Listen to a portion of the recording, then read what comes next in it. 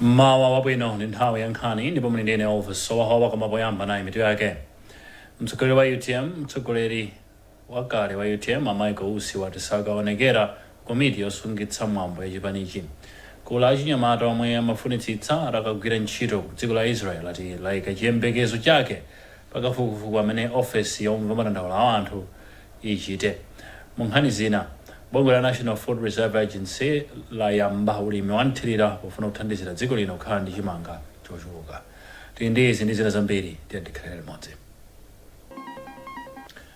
Yamanayi mtsogoleri wa UTM Michael Usi wati sakaonekera komiti yosungitsa mwambo yachipanichi ponena kuti atsogoleri ake anasankhidwa mosatsata malamulo. Ausanena izi la Mulungu pamene amalankhula ndi anthu omwe anabwera ku nyumba yawo ya boma umudi mu mzinda wa Blantyre. Thomas Kachere andi report. Ndiyeno pano pali atola nkhani. Musavutike ndi kulemba zambiri. Muziwe kuti sindipitako.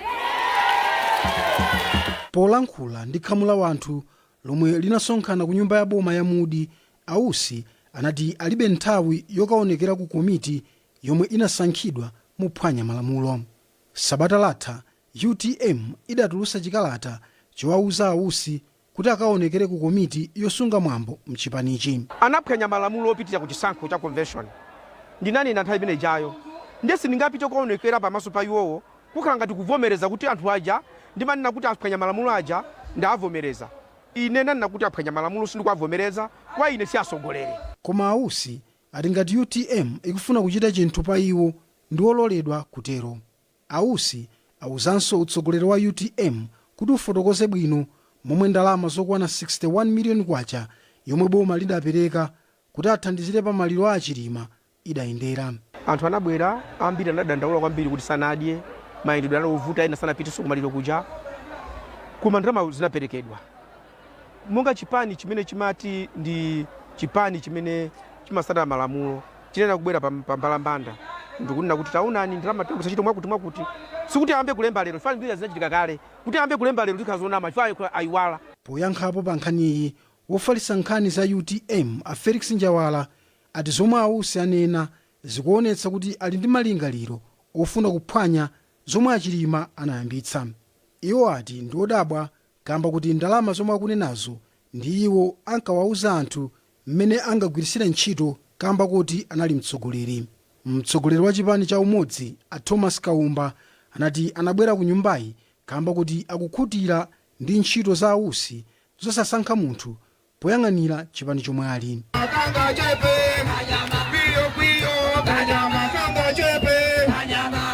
Khamu la wanthu lomwe linavala makaka azipani za UTM komanso umodzi linafika ku nyumba ya bomayi komwe Ausi anawapempha kuti asamatukwane kapena kulimbana ndi munthu kamba kakusiyana kwa zipani.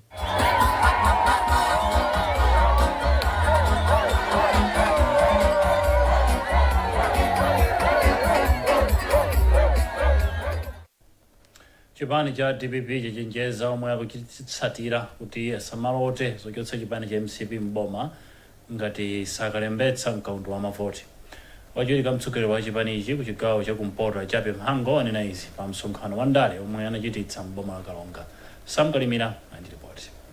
Malinga ndi bungwe loyendetsa chisankho mdziko muno la MEC, anthu okwana 222,498 ndi omwe anayerekeza kunena kuti atha kulembetsa mkaundu wa mavoti mboma la Kalonga, komano anthu okwana 148,745 ndi omwe alembetsa pakaundula wathawu. Amhango anati chiwerengerochi nchosasangalatsa. Iwo kenaka anapempha otsatira chipani cha DPP komanso a Malawi kunena kuti akalembetse mkaundu wa mavoti omwe ukuyamba komanso kudzavotera mtsogoleri wa chipani cha DPP apita Muthalika. Mapempha ndi Kalonga kuti tulukani kalembetseni mwayi wafika chaka chamawa musakwanisa kuvota kuchotsa boma ili tilipo boma limene litakutithandiza boma la DPP pasi pa utsogoleri wa Profesa Peter Muthalika. Kalembera owonjezerayo ayamba pa 29 December ndipo adzatha pa 4 January chaka chamawa. Mawu ake gavana wa chipani cha DPP ku chigawo chakumpoto a Christopher Mzomera Ngwira anati boma la MCP alephera kukwanitsa zitukuko zina zomwe adalonjeza Malawi. Lero lino Amalawiwa avotera Profesa Arthur Peter Mutharika chifukwa cha bodza la atsogoleri amene alipo panowa kuti ananamiza Malawi kuti akavoteredwa iwowo azagula fetereza pa 4,495 kwacha. Pa msonkhanowu Amhango anaonetsa kugulu anthu omwe akufuna kudzemera chipani cha DPP ngati aphungu komanso makhansala. Masabata apitawa mlembi wamkulu wa chipani cha Kongresi Richard Chimwendo Banda adati anthu akukaronga adzavotera Lazarus Chakwera chifukwa chonena kuti akwanitsa kuchita zitukuko zokhudza madzi, maphunziro komanso za umoyo mwa zina. Achimwendo Banda adalinanso kunena kuti izi nchifukwa chake anthu akukaronga adavotera makhansala onse atatu pa chisankho chapadera chomwe chidachitika m'bomali. Gulu la achinyamata 1,500 omwe amafunitsitsa atakagwira ntchito mdziko la Israel atiyirayika chiyembekezo chake pakafukufuku amene ofesi yomwe madandaula a anthu ichite pa nkhani zokhudzana ndondomeko yopititsa patsogolo yopititsira anthu kugwira ntchito mdzikolo. Kudzera mu kalata imene analemba posachedwapa, mkulu wa ofesi ya Grace Malera anatsindika kuti masiku oyamba kuchita kafukufukuyu adziwika msabata yoyamba ya mwezi wa January chaka chamawa. Mphero Malimba ayindiripoti. Mwazina ofesi ya mtetezi wa anthuyi ikuyembekezera kuti akuluakulu akunduna ona za ntchito adzafotokoze chifukwa chimene makampani oyima paokha adasiyira kugwira nawo ntchito yotumiza anthu kukagwira ntchito mdziko la Israel, komanso kuti boma likuchitapo chani pofuna kuonetsetsa kuti anthu atumizidwa kukagwira ntchito mdzikolo. Izi malinga ndi mtetezi wa anthu a Grace Malera zikudza ofesi italandira dandaulo kuchokera kwa achinyamata amene amafunitsitsa atapita kukagwira ntchito mdziko la Israel, amene adati adakhudzidwa ndi kusachita chilungamo kwa boma pamene limachedwetsa ndondomeko yopititsa anthu kukagwira ntchito mdziko la Israel, komanso poganizira kuti boma sidatumiza anthu ambiri kukagwira ntchito mdzikolo ndipo achinyamata ambiri akungokhala m'madera mwawo. Wogwirizira udindo wawo wapampando wa gulu la Israel Job Seekers Macbeth Banda anati gulu lawo likuyembekezera kuti kafukufuku amene achitikeyu athandizira kuthana ndi nkhawa zawo. Tikuyembekezera kuti atithandize kuti madandaulo athu oti achipereke chinthu chimanja mwa ma agencies akhale otheka komanso omveka bwino. Ndi chomwe tikuyembekezera kuti zinthuzi zisayime chifukwa ndi chiyembekezo cha wachinyamata wina aliyense dziko la Malawi lino amene akuyembekezera kukagwira ntchito ku dziko la Israel, kuti titanyamuka mwina miyoyo yathu, miyoyo ya mabanja komanso ngakhale dzikoli likhoza kupindula chifukwa ifeyo tachokako kunoko. Gululi lidayamba kuonetsa kusakondwa ndi kayendetsedwe ka ndondomeko yotumiza anthu kukagwira ntchito mdziko la Israel kutsatira kusayinidwa kwa mgwirizano pakati pa akuluakulu a dziko la Malawi ndi la Israel mwezi wa April chaka chino. Mgwirizanowu udakhazikika poonetsetsa kuti boma la dziko la Israel likugwira ntchito limodzi ndi boma la dziko lino potumiza anthu kukagwira ntchito mdzikolo. Izi zidatanthauza kuti makampani onse oyima paokha amene ankagwira ntchito yotumiza anthu mdzikolo sadzigwiranso ntchito otere, ngakhale kuti adatumiza kwa anthu mdziko la Israel mwezi wa Novemba chaka cha 2023. Bungwe la National Food Reserve Agency NFRA lati layamba nawo ulimi wa nthirira ndi cholinga choti dziko lino lizikhala ndi chimanga chokwanira. Izi zichitika pamene chaka cha 2023-24 dziko la Malawi linakumana ndi mavuto akuchepa kwa chimanga. Wezi Gausi akufotokoza.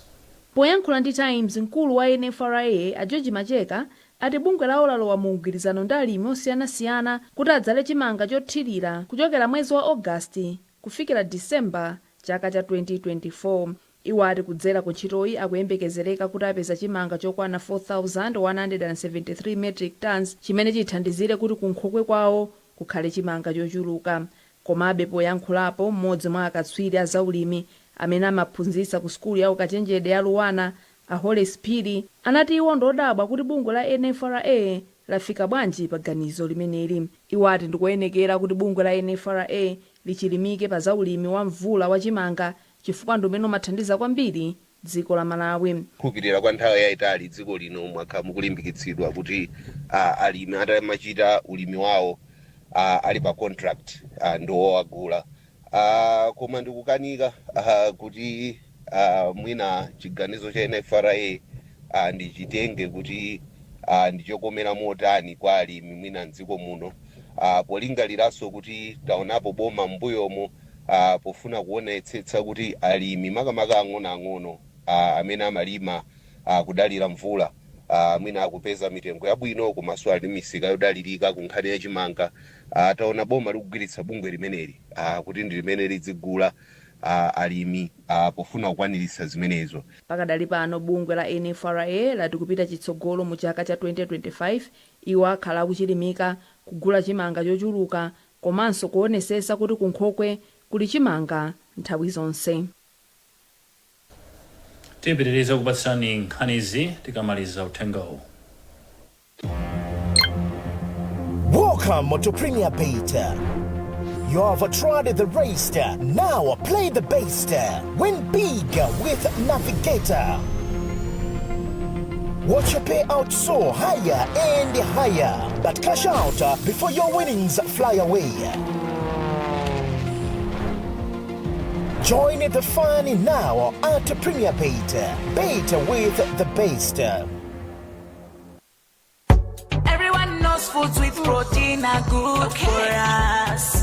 A wonderful meal for the family. A little bit of onions, a little tomato. Mix it up and it's ready to eat. Top soy, we're healthy life. All you need is top soy. With the top taste, brighten your day with top soy, top soy, top soy. Top soy soya pieces is a world-class Malawian top relish made with top quality, top taste, and top value. And it's perfect when served with rice, sima, spaghetti, and so much more. Buy yours today in all wholesalers and retail shops across the country. Top soy, truly a top relish.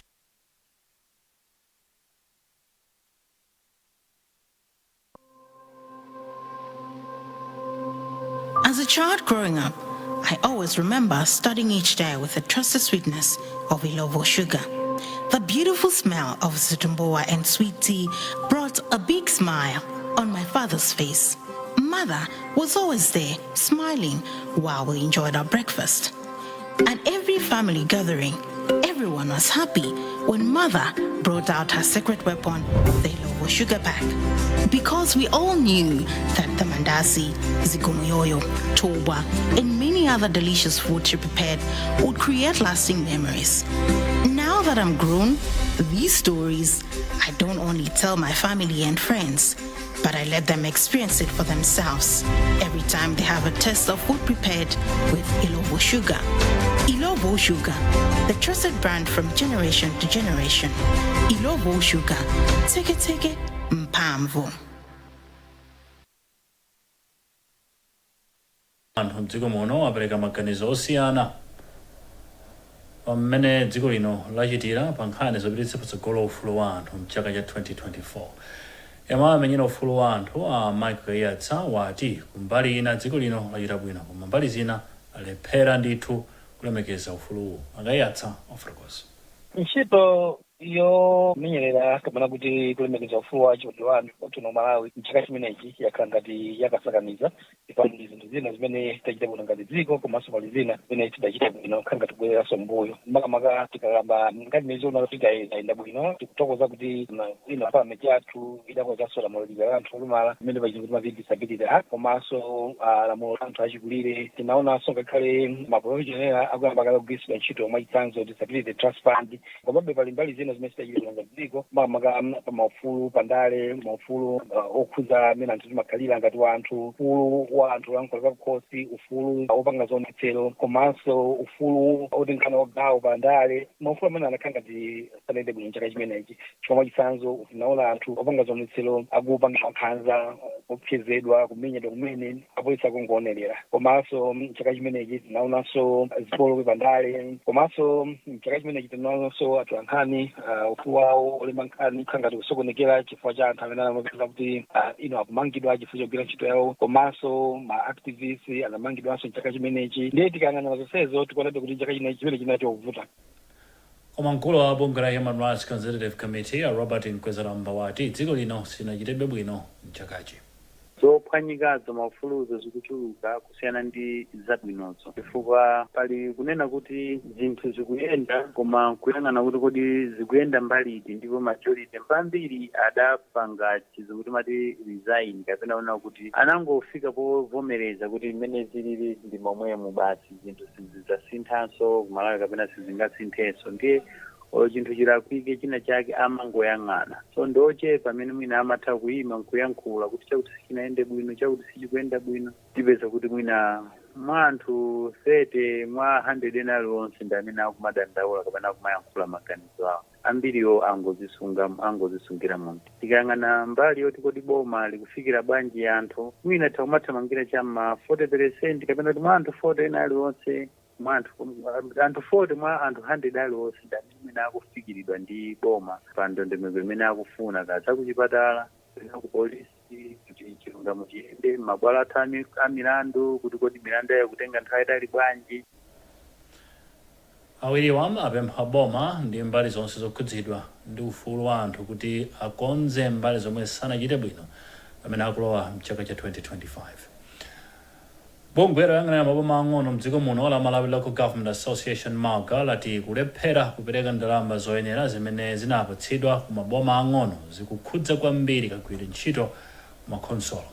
Kafukufuku wawo amene achita pa miyezi 4 ya chuma imene yapitayi wapeza kuti boma lalikulu silikupereka ndalama zokwanira zogwira ntchito ku makhonsolo. Wezi Gausi wafotokoza. Poyankhula ndi Times, mkulu wa MAGA Harold Mkandawire ati ndipofunikira kuti boma lalikulu komanso maboma ang'ono adzigwira ntchito limodzi makamaka pa nkhani ya zachuma ndi cholinga chothana ndi mavuto amene makhonsolo amakumana nawo. Iwo ati maboma ang'ono amavutika pa nkhani ya zachuma chifukwa ndalama zawo amadikirabe kuchokera ku boma lalikulu. Poyankhulapo pa nkhaniyi, mkulu wa bungwe la CSAT Awire Kambwandira anatsindika kuti maboma ang'ono ambiri akatachitabe mchitidwe owononga chuma makhonsolo. Tikuyembekezera kunena kuti azathu a central government komanso amaga akhale pasi ndi kupeza njira zonena kuti zithandizire kunena kuti makhonsolo azitha kulandira ndalama mu nthawi yake.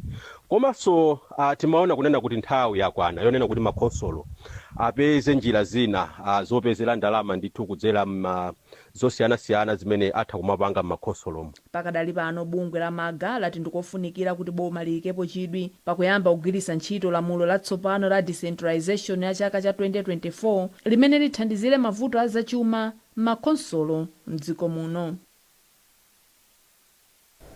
Bungwe la Youth Activist Initiative lapempha anthu kuti asinthe kaganizidwe ndi kubwera pamodzi pofuna kuthana ndi mavuto omwe amabwera pa uchembere ndi matenda opatsirana achinyamata mdziko muno. Mmodzi wa akuluakulu ku bungweli Ashamim Shaida wayankhula izi ku Machinjiri mzinda wa Blantyre pa mkumano owunikira mmene agwirira ntchito mu theka la chakachi. Gift Sitima ali ndi ripoti imene awerenga Thomas Kajere.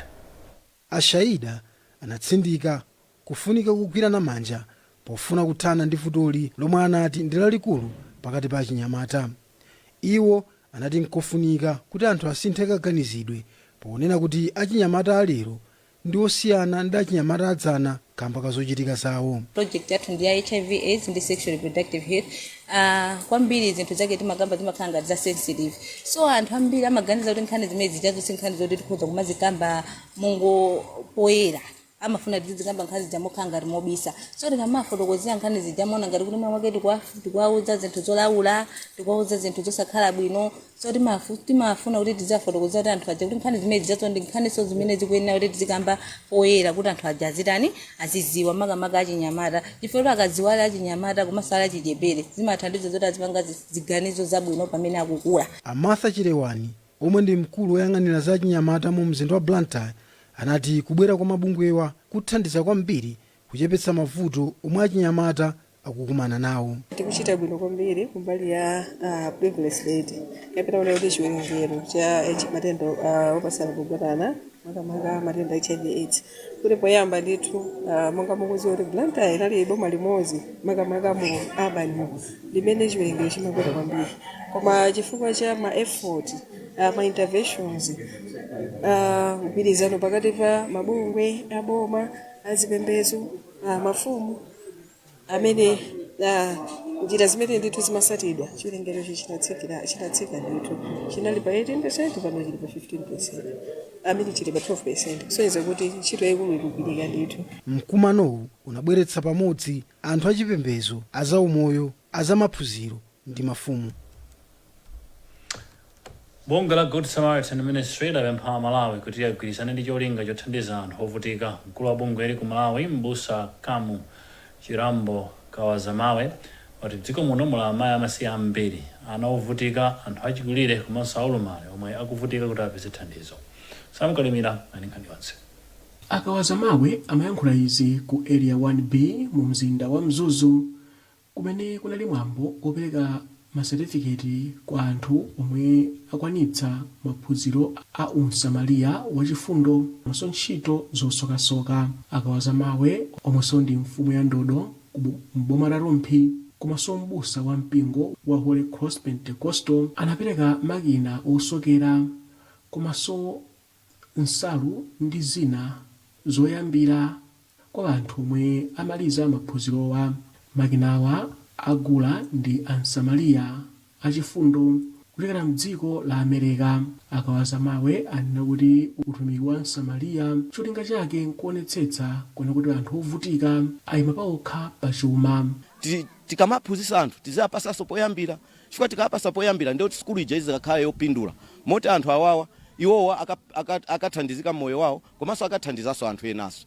Mmodzi mwa akuluakulu omwe akuyendetsa ntchito zosiyanasiyana ku Good Samaritan kuno ku Malawi, a Justina Nsofi anati zimatengera miyezi yokwana 6 kuona kuti munthu uphunzitsidwe ndi kukhala msamaliya odziwa kuthandiza. Timakhala ndi training ya usamaliya, munthu adziwe kuti Good Samaritan ndi chani.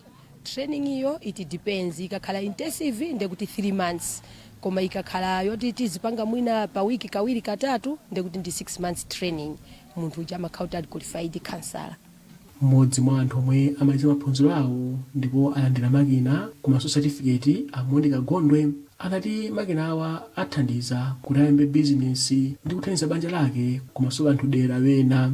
Moyo wanga usintha kwambiri, zochita kuonekeratu kuti apazamba akali kusintha. Nditi moti ababa sindikhaso ndivuto pakhomo ndizipeza ndekha sopo, ndizipeza ndekha ka fizi ya mwana wanga, ndikhaso moyo odalika, sindikhaso ndi moyo onyinyirika kuti ndine wamasiye. Utumiki wa Good Samaritan uli m'mayiko opitirira 50 pa dziko lonse lapansi.